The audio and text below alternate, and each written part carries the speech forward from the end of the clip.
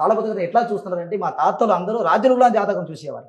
ఓ కృష్ణదేవరాయ కాలంలో తమిళనాడులో రాజరాజ కింగ్ అంటారు ఫేమస్. మరే అక్కడ ఉన్నంత వాళ్ళకు రాజులు కూడా మన దగ్గర ఆలోచన అడుగుతారు. ఉమ్, అంటే వాళ్ళకి ఏదైనా సమస్య వచ్చినప్పుడు, ఉమ్, వాళ్ళు ఏదైనా టెంపుల్ కట్టాలంటే, ఏదైనా యుద్ధத்துக்கு పోవాలంటే కూడా మా దగ్గర ఆలోచన అడుగుతారండి. అందుకే మాకు తాళపత్రం రాజులు ఇచ్చారండి. ఉమ్, తమిళనాడులో తిరువళ్ళూరు కులం అంటారు, పండార కులం అంటారు. ఉమ్, అంత కులத்துல ఉన్నంత వాళ్ళకి మాత్రమే తాళపత్ర గ్రంథం ఇచ్చినారండి. ఉమ్, అందరికీ చదవడం రాదండి ఇది. అవును.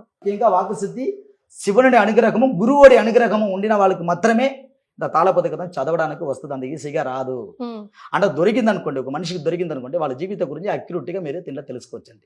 క్లియరెన్స్ గా తెలుసుకోవచ్చు. ఇంత కోట్లాది కోట్ల మంది జనాలకి ప్రతి ఒక్కరికి ఒకటి ఉంటుందంటారా? ఉన్నదండి. అనా అది కాలం సమయం రావాలండి. కొన్ని గ్రంథాలు యుద్ధం జరిగినప్పుడు మిస్ అయిందండి. యుద్ధం జరిగినప్పుడు, పోరు జరిగినప్పుడు, యుద్ధం జరిగినప్పుడు, పార్థ కాలంలో కొన్ని గ్రంథాలు పోయింది. ఇది అందరికీ దొరుకుతుందా? దేవుడు అనుగ్రహం ఉన్నంత వాళ్ళకే దొరుకుతుందండి. అంతేగా.